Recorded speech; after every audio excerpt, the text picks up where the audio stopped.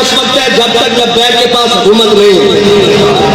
اور اگر لبیک کے پاس حکومت ہوتی آج کے دن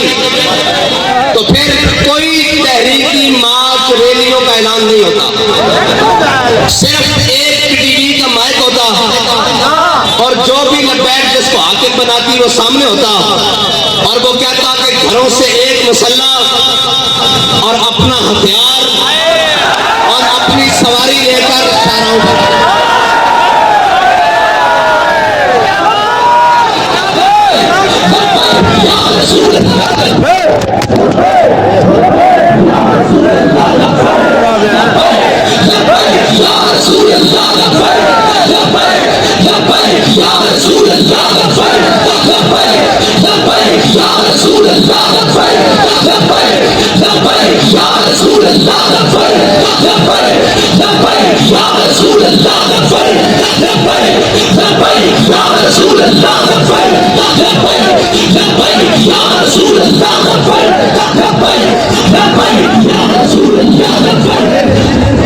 صرف یہ ہمارا اعلان ہوتا کہ اپنا ہتھیار اپنا مسلح اور سروں پر پگڑیاں تو ہم نے باندھی اس لیے کہ وہ کفن کے لیے ایسے بھی سفید سوٹ باندھتے ہیں، ایسے بھی شہید تو جس حالت میں بھی چلا جائے، اور اللہ کی قسم یہ یورپی یونین نیٹو کی بات کرتے ہیں، پوری دنیا ان کے قدموں میں آ جانی ہے۔ اگر یہ اعلان آج بھی کر دیں کہ تمام مسلمان جو چاہتے ہیں قرآن کی حفاظت ہو تو اپنا مسلح بائیں بغل میں اور اپنا ہتھیار دائیں بغل میں اور ہاتھ لبیک کے نعرے ساتھ بلند کرتے ہوئے باہر آ جائیں۔ ہم بات کرنے جا رہے ہیں عالم کفر سے کہ یا تو تم نہیں یا تو ہم نہیں۔ یہ ہے علاج ان کا، اور کوئی علاج نہیں ہے۔ یہ قرآن بابا جی پہلے بھی کہہ کے گئے ہیں، یہ قرآن اس لیے جلاتے ہیں کہ تم ملعون ہو، تم حاکم پہ شرم ہو، ورنہ یار ایک اسرائیل، اتنا سا اسرائیل آج انہوں نے اس بات کو شامل کیا ہے کہ ٹھیک ہے جی مسلمانوں کا بھی احتجاج، لیکن ہم اس کو اس لیے نہیں چلنے دیں گے کہ جناب اس میں تورات اور یہودیوں کی تورات اور انجیل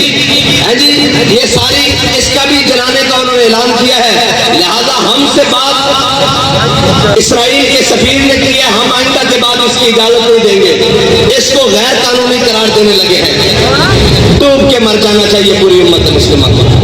پوری امت کو ڈوب کے مر جانا چاہیے، اس لیے کہ ان کا ایک سفیر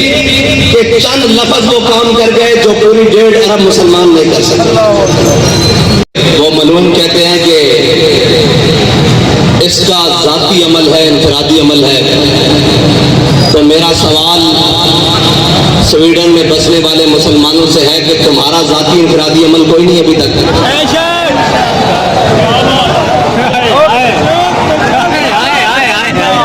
اگر تم کلمہ پڑھتے ہو تو تمہارا بھی ذاتی انفرادی عمل اس وقت بہت سارے ہو جانے چاہیے، بس اس کا تو دوسرا حل ہے ہی کوئی نہیں، اور دوسرا اگر اس کا ذاتی ہے تو پھر تمہارا بھی تو ذاتی خالد بن ولید والا ہونا چاہیے، تمہارا ذاتی عمل بھی تو عمر بن خطاب والا ہونا چاہیے، تمہارا ذاتی عمل بھی تو جناب غازی علم الدین والا ہونا چاہیے، تمہارا ذاتی عمل بھی تو عامر عبد الرحمن شیما والا ہونا چاہیے، تمہارا ذاتی عمل بھی تو جناب ممتاز قادری والا ہونا چاہیے، بس اس کی دوسری کوئی رائے نہیں ہے جو اس کے خلاف کیا بات کرے، تو پھر اللہ کو بھی تو کچھ منظور ہوگا، پھر اس کی قدرتوں کو بھی تو کچھ منظور ہوگا کہ وہ اپنی قدرتوں سے اسلام کے محافظوں کو غالب لائے گا، دین کے محافظوں کو غالب لائے گا، اسلام کے محافظوں کو غالب لائے گا۔ میں بڑی امید سے تھا کہ یہ ہماری ہمسائے ملک انہوں نے جناب حکومت حاصل کی ہے، یہ تو بلائیں گے نا ان کو کہ ہم قرآن کے نام پر آئے ہیں، لیکن نہیں، خالی نکلے، یہ بھی خالی نکلے، قرآن کی حفاظت کے لیے کوئی نہیں، یہ تو پھر حکومتوں کی لڑائی رہی، یہ تو پھر ریاستوں کی لڑائی رہی، دین کی لڑائی ختم ہو گئی۔ دین کی لڑائی کے لیے اگر اس صدی میں کوئی آیا ہے تو اس کو امیر المجاہدین کہتے ہیں، بس باقی سب جھوٹ نکلا، سب فراڈ نکلا، سب دھوکہ بازی نکلی، اور قرآن تو یار مشترکہ ہے، اس کی تو جناب زیر زبر کے بارے میں کسی کا اختلاف نہیں ہے جی۔ آج کیوں چپ ہو گئے؟ آج اپنی باری آئی تو سارے بندوقیں اٹھا کر سپر پاوروں سے لڑنے چلے گئے، قرآن کی باری آئی تو حکومتیں بچانے چلے گئے۔ چلو وآخر دعوانا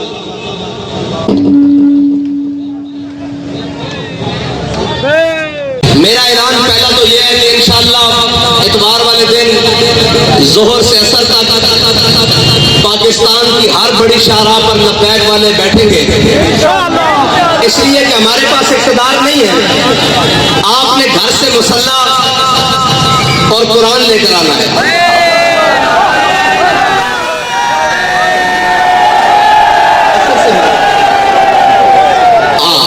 عصر سے مغرب تک سب نے اتوار والے دن قرآن اور مسلح لے کر آنا ہے، ہاتھ اوپر کرو جو لے کر آئے۔ پاکستان کی ہر بڑی شاہراہ پر لبیک والے، جیسے لاہور ہے تو لاہور میں مال روڈ پر، کراچی ہے تو شاہراہ فیصل پر، اسلام آباد ہے تو شاہراہ دستور پر، اس طرح جناب بڑی بڑی شاہراہوں پر قرآن اور مسلح لے کر آنا ہے، ٹھیک ہے جی؟ عصر سے مغرب تک، اور پھر مغرب سے عشاء بھی ہو سکتی ہے، عشاء سے فجر بھی ہو سکتی ہے، یہ تو پھر اگلی بات ہے نا۔ قرآن اور مسلح،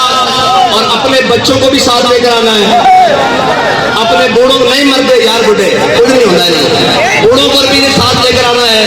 نوجوانوں کو بھی ساتھ لے کر آنا ہے، گھر میں کوئی بندہ نہ رہے، ٹھیک ہے بھائی؟ جتنے لبیک والے ہیں سارے